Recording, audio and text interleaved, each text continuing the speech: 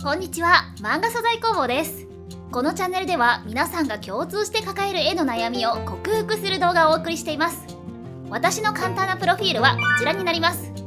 今回の動画は過去動画挫折しない目標達成法の続きの動画となります。まだ見ていない方は先にそちらを見てからこの動画をご視聴ください。以前私は Twitter でこんなアンケートを取りました。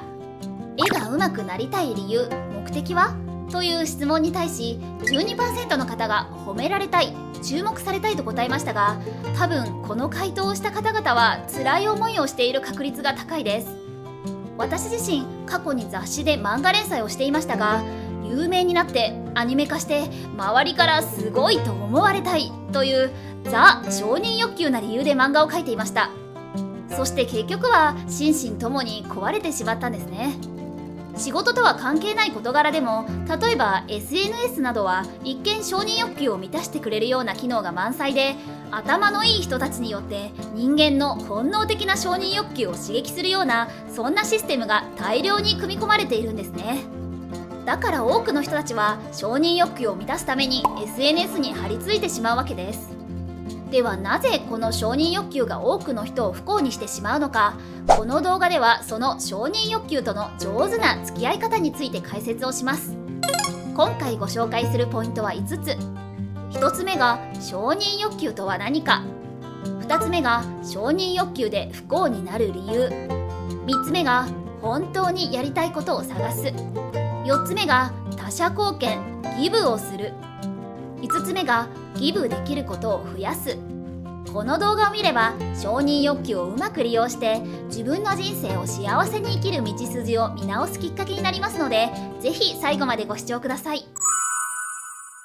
まず1つ目のポイント、承認欲求が何かというと、食欲や睡眠欲、生理的な欲求など人間の本能として備わる基本的な欲求です。こちらは有名なマズローの5段階欲求というものです。人間というのはこの安全が満たされるごとに次の欲求へと移行していくわけです。現代人は食べ物や住処など命に関わる問題が昔と比べて少ないので、多くの方がこの承認欲求を求める段階にあるわけですね。人間は社会的な動物ですから、周りから認められるというのは本能的にも重要な欲求です。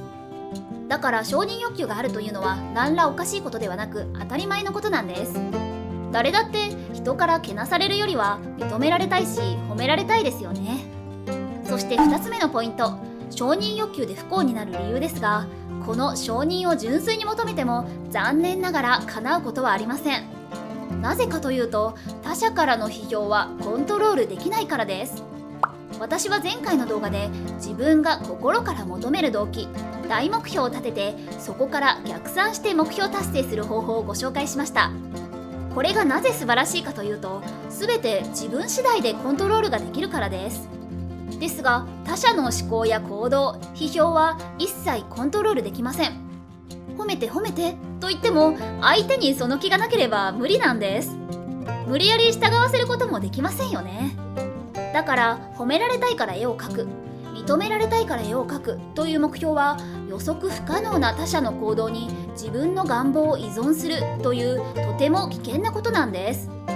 多くの方が不幸になってしまうのはこのためです。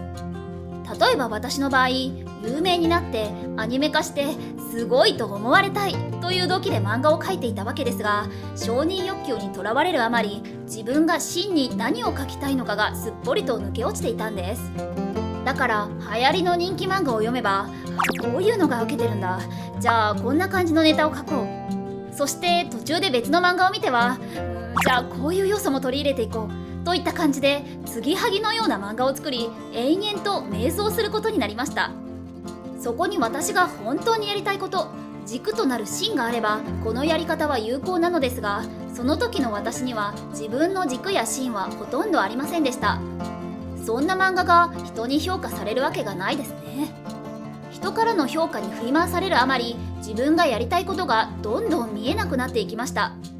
これはもう自分の人生ではなく他者に振り回されていた人生と言えるでしょう。結局私は心身ともに病み、出版社の仕事を一切辞めることにしました。そして3つ目のポイント、本当にやりたいことを探すについてですが、この後私は自分が一体何をしたいのか、自分が喜びを感じることは何なのか、大目標を探すことにしました。私はもともと海外を一人で旅するのが好きでした。そして漫画を描くことも大好きでしたが、それは打ち切りや締め切りの恐怖に怯えながらプレッシャーの下で描くことではなかったんですね。旅をしながら締め切りも打ち切りもプレッシャーもなく、自分の自由な感性だけで自己満足の漫画を描きたい。その大目標をもとに行動してから、長年患っていたうつ病は自然と治っていきました。私はこのアンケートで趣味・楽しみで書いている方々をパーフェクトですと褒めたのですが、やはり人間、楽しいことにフォーカスするのが何よりも重要なんです。承認欲求の強さというのは、ほとんどの場合自己肯定感の低さから来ています。自分で自分を好きになれないあまり、他者からの評価でそれを埋めようとしてしまうんですね。ですが先ほども申したように、それはとても危険な方法です。自己肯定感を上げるには、自分が楽しいと思うことを続けるのが一番です。ですが自己肯定感の低い方は、他者の望むまま、他者の期待に応えるために自分を犠牲にしてきた方が多く、本当にやりたいことを心の奥深くに埋めてしまっているはずです。それを掘り返す作業はなかなか大変ですが、自分が本当に望むこと、自分が何に喜びを感じるのかをもう一度探って、あなたのためだけの大目標を立ててみてください。でもそれでも人から認められたい、褒められたいという欲求は本能ですから、それもやっぱり満たしたいですよね。その方法もちゃんとあるんです。それが4つ目のポイント、他者貢献、ギブをすることです。ここでもう一度マズローの5段階欲求を見てみましょう。人が最も幸せな人生を送る自己実現の場所にいる人たちは、ほぼ例外なく他者貢献をしています。これはギブアンドテイクという有名な著書で言われていることですが、人は3つに分類され、それぞれギバー、ひたすら与える人、マッチャー、ギブアンドテイクのバランスを取る人、テイカー、ひたすら奪う人というものです。世の中で最も多いのはマッチャーだそうですが、最も成功するのはギバーなんだそうです。ただしここで気をつけなければいけないのがテイカーの存在です。私は過去にこんなツイートをしました。自己犠牲のギバーとテイカーがつながると最悪で、テイカーに人生を破壊されます。世の中で最も成功するのは自己犠牲はせず、テイカーを華麗に避けるギバーだそうです。というものです。一旦話を戻して、そもそも人に与えるって何をすればいいのという話なのですが、これはやはりあなたの好きなもの、あなたの知っていることを周りの人たちに与えたり SNS で発信していくことです。ただしこれは自己犠牲を伴ってはいけません。人に気に入られるため、嫌われないために自分のやりたいことを我慢して相手に尽くすことではないんです。例えば私の場合、自己満足の漫画を描くという大目標のために美術解剖学を勉強し、それをシェアしていますが、これがギブです。そしてギブをしていると必ずあれも教えてください、これも教えてくださいという要望をいただきますが、そういったリクエストには一切お答えしていません。それが自分のやりたいことや目標に沿っていればお受けしますが、そうでない場合は自己犠牲になってしまうからです。大目標の軸をしっかりと持っていれば、自分の心の声に間違いなく従うことができるんですね。そうしてギブを続けることで、人から褒められ、認められ、感謝までされてしまいます。さらにマネタイズができれば、お金もいただけて信用まで築けてしまう。他者貢献がピラミッドのトップに位置する理由がお分かりいただけたでしょうか。でも私には人にギブできる知識や才能なんてないですと思うかもしれません。そこで5つ目のポイント、ギブできることを増やすについてお話しします。自分がすでに知っていることやできることって他の人も当たり前に知っているはずと思いがちなんですが、実は全然そんなことはないんです。世の中には圧倒的に初心者の方が多いですし、例えばある道の専門家でも他の分野になれば何一つ知らないというのは当たり前のことですよね。SNS を見ていても自分の知らない雑学が毎日タイムラインに溢れていますよね。それでも自分には無理と不安に思うなら、大目標をもとに立てたトゥードゥリストを一つ一つクリアしていけば、着実に知識とスキルが身についていきます。そうすれば人にギブできることもどんどん増えていくはずですよね。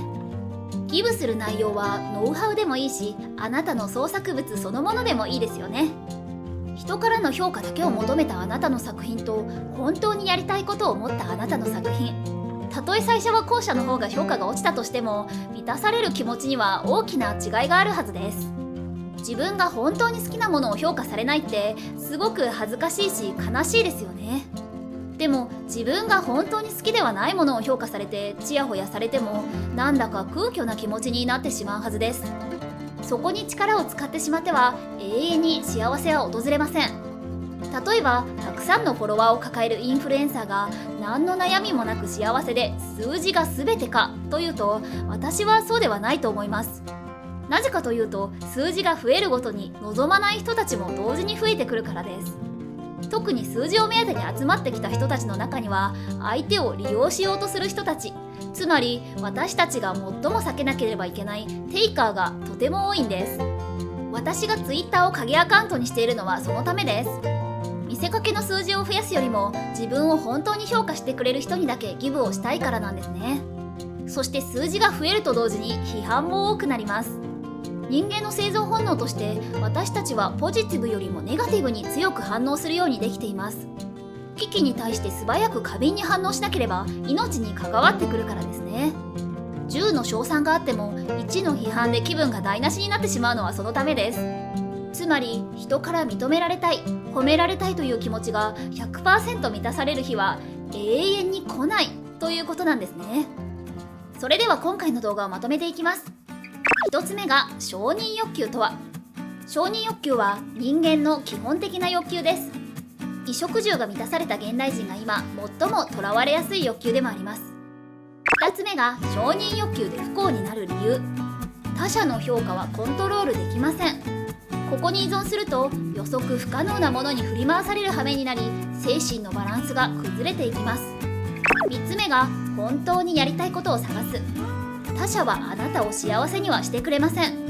あなたが心から望むものを探し、それに向けて行動することで他者への依存から解放されていきます。4つ目が他者貢献、ギブをする。ギブをすることで人から認められ、褒められるという欲求は簡単に達成できます。ただしテイカーには気をつけましょう。自分の欲求にそぐわないギブは NG です。5つ目がギブできることを増やす。大目標をもとにコツコツとやるべきことを積み重ねれば、人にギブできる知識やスキルは自然と増えていきます。まずは大目標を立てましょう。このギブアンドテイクという本はとてもおすすめなので、説明欄にリンクを貼っておきます。気になる方はぜひチェックしてみてください。現在私は個人的に美術解剖学を勉強しており、そのまとめを月額制のクリエイター支援サービスで有料公開しています。Twitter と Pixiv では無料の画像解説を随時公開していますので、ご興味のある方はそちらもぜひフォローしてください。今回の動画がお役に立ちましたら、ぜひチャンネル登録と LIKE ボタンを押していただけるととても嬉しいです。それでは最後までご視聴いただきありがとうございました。また次の動画でお会いしましょう。バイバイ。